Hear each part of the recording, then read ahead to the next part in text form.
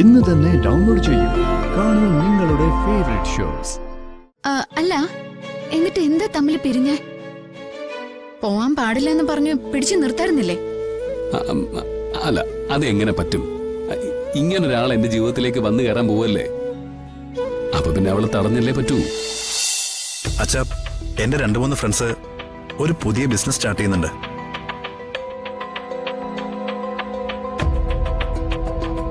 അല്പം കാര്യമായിട്ടുള്ള ബിസിനസ്സാ, IT ഫീൽഡിലാ.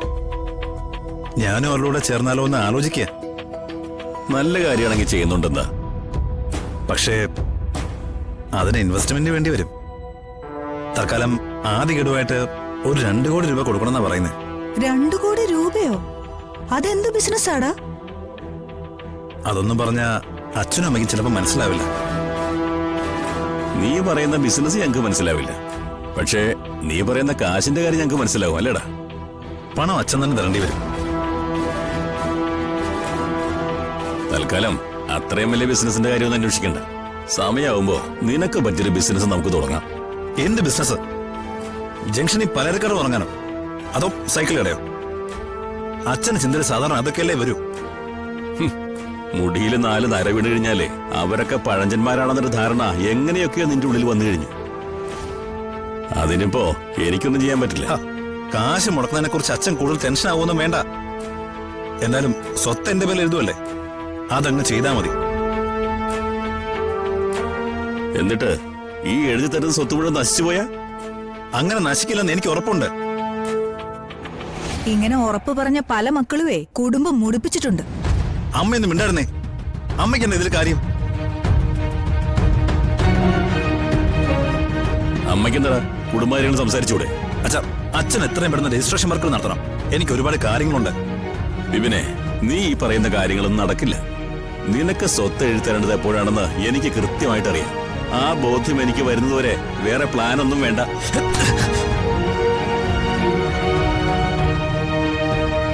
വീണയും മോള് ഈ വീടിനകത്ത് എത്തിയാല് സ്വത്ത് എഴുത്തരാന്ന് അച്ഛൻ പറഞ്ഞല്ലേ, പിന്നെന്തിനാ വാക്ക് മാറ്റുന്നേ? ഇവരെ കൂട്ടിക്കൊണ്ടുവന്നതിന് ഈ ഉദ്ദേശം മാത്രമല്ലേ ഉള്ളൂ.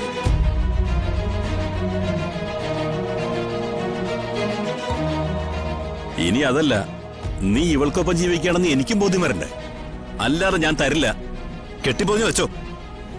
മക്കൾക്കാർക്കും ഒരു ഉപകാരം ഇല്ലാതെ എന്റെ ലൈഫ് ഒന്ന് ഡിസൈൻ ചെയ്യാൻ പോലും എനിക്ക് പറ്റുന്നില്ല.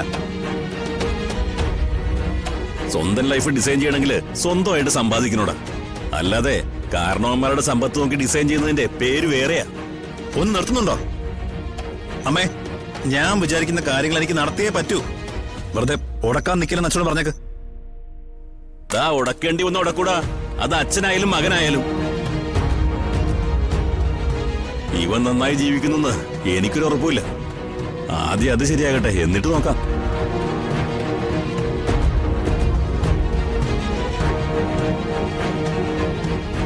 മോള് പേടിക്കണ്ട കേട്ടോ.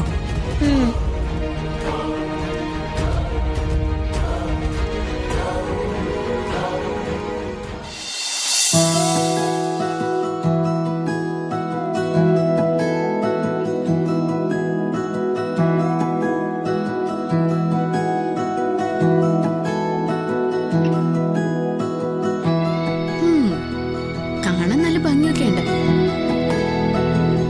സാരി ഉടുക്കുന്നതും നടക്കുന്നതൊക്കെ നല്ല ചന്തത്തില. പക്ഷേ എവിടെയോ ഒരു കുഴപ്പമുണ്ട്. ഓ, കുറച്ച് ഫോർവേഡ് ആവുന്നതിൽ കുഴപ്പമൊന്നുമില്ല. പക്ഷേ കാണുന്നവർക്ക് അത് ഇഷ്ടപ്പെടുന്നു കൂടി നോക്കണ്ടേ? ആരുടെ കാര്യോ താനീ പറയുന്നേ? അറിയില്ലേ, ആ കൃഷി ഓഫീസർ. എന്താ പേര്? അല്ല, അവരുടെ പേര് ഇത്ര പെട്ടെന്ന് മറന്നു? ഓ, പിന്നെ ഓർത്ത് പഠിച്ചു വെക്കാൻ PSCയുടെ ചോദ്യമല്ലേ? ഉത്തര, അതാണ് ആ കൃഷി ഓഫീസറുടെ പേര്. അല്ല, അവര് കൃഷി ഓഫീസിൽ വരുന്ന എല്ലാവരോടും ഇങ്ങനെയാണോ പെരുമാറുക? ഇത്രയും സ്വാതന്ത്ര്യത്തോടെ? അതോ ഹരിയോട് മാത്രമാണോ? അതൊന്നും എനിക്കറിയില്ല. എന്നോട് ഇങ്ങനെയാ പെരുമാറുക. വേറെ വല്ലവരാണെങ്കിൽ തെറ്റിദ്ധരിക്കും നിങ്ങൾ തമ്മില് പണ്ട് വല്ല ബന്ധമുണ്ടെന്നൊക്കെ. അല്ലെ, ഈ ബന്ധം ഇല്ലെന്നുള്ളത് ആരാ പറഞ്ഞു? അപ്പോ ശരിക്കും നിങ്ങൾ ബന്ധം ഉണ്ടായിരുന്നോ? എനിക്കത് തോന്നി. സംസാരത്തിലൊക്കെ ഏതോ നഷ്ടപ്പെട്ട ആളിനെ കുറിച്ച് പറയുന്നത് പോലെ. ആ, കൃഷിയെ സ്നേഹിക്കുന്ന കൃഷി ഓഫീസർ, കൃഷിയെ ജീവനെ പോലെ കാണുന്ന കൃഷിക്കാരൻ. കാണാനും സംസാരിക്കാനൊക്കെ എളുപ്പമല്ലേ? അപ്പൊ ചിലപ്പോ ഇഷ്ടം തോന്നിയിട്ടുണ്ടാവും. പിന്നെ ഇങ്ങനെ ചില കമ്പൊക്കെ ഉണ്ടാവുമ്പോ പറയും വേണ്ട. അല്ല, എന്നിട്ട് എന്താ തമ്മിൽ പിരിഞ്ഞേ? പോവാൻ പാടില്ല എന്ന് പറഞ്ഞ് പിടിച്ചു നിർത്താറുന്നില്ലേ? അല്ല, അതെങ്ങനെ പറ്റും? ഇങ്ങനൊരാൾ എന്റെ ജീവിതത്തിലേക്ക് വന്നു കയറാൻ പോവല്ലേ. അപ്പൊ പിന്നെ അവള് തടഞ്ഞല്ലേ പറ്റൂ. എന്നാലും നിങ്ങൾ തമ്മിലപ്പോ ശരിക്കും അടുപ്പായിരുന്നല്ലേ?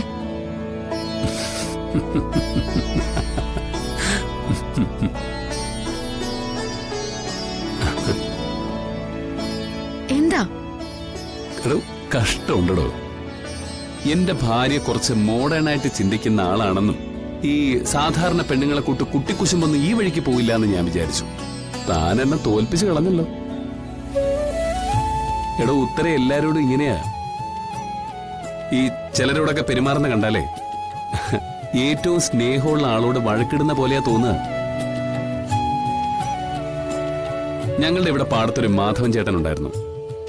ആ മനുഷ്യനെ ഉത്തര ശാസിക്കും, അയാളോട് ബഹളം വെക്കും. കുറെ ആളുകൾ കരുതിയിരുന്നതേ അത് മാധവൻ ചേട്ടന്റെ മകളാണെന്ന്. അങ്ങനെയൊന്നും ഒരു പെണ്ണും എന്റെ മനസ്സിളക്കിയിട്ടില്ല, ഈ പെണ്ണൊഴിച്ച്. ഞാനങ്ങനെ സംശയിച്ചു ചോദിച്ചു എന്നല്ല, മനസ്സിലിരിപ്പ് പറയിച്ചതല്ലേ.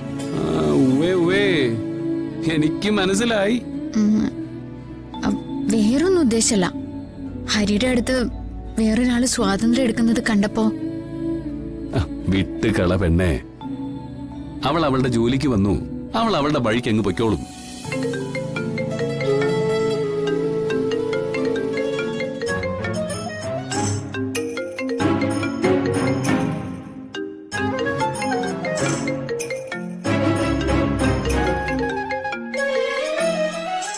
ഓ, കണ്ട, അവൾ അവളുടെ വഴിക്ക് പോകുന്നല്ല.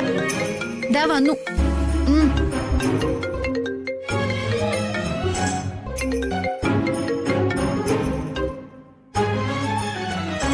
ഹലോ ഉത്തര. ഹരി, ഉറക്കായി പോയോ? ഇല്ല, പറഞ്ഞോളൂ. എനിക്ക് നാളെ രാവിലെ ഹരി ഒന്ന് കാണണമല്ലോ. നാളെ രാവിലെ?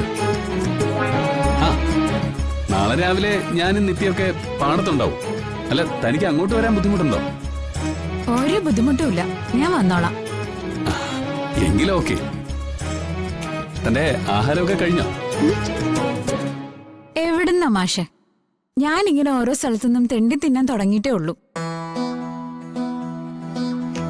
കുറച്ചുകൂടെ കഴിഞ്ഞിട്ട് ഫിനിഷ് ചെയ്ത് വീട്ടിൽ കയറണം. അപ്പൊ ഓക്കെ, നാളെ കാണാം. എന്നാ ശരി, നാളെ കാണാം. Good night. മധുര നൊമ്പരക്കാറ്റ്